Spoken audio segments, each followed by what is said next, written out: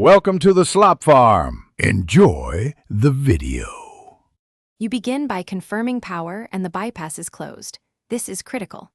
Next, check the salt. Top up with resin-safe salt until the tank is 1/4 to 1/2 full, because low salt causes failed regenerations. Once done, attach a hose to the drain and open the manual control valve briefly to release any trapped air. Now initiate a manual regeneration cycle on the control head. This starts the soak and brine draw, so watch the drain flow for steady output.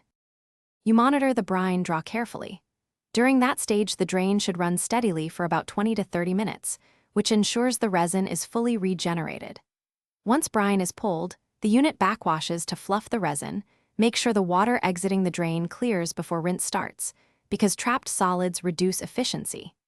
If you see cloudiness or residual hardness later, adjust the cycle time or increase salt dose slightly, and repeat regeneration. This addresses undertreatment without replacing resin prematurely.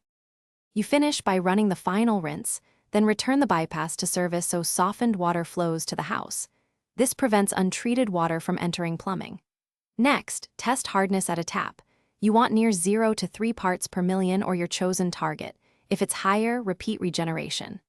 If problems remain, key troubleshooting is to inspect the brine tank for bridging, clean the injector and screens, and check the control valve for stuck pistons. Replacing a clogged injector often restores proper brine draw.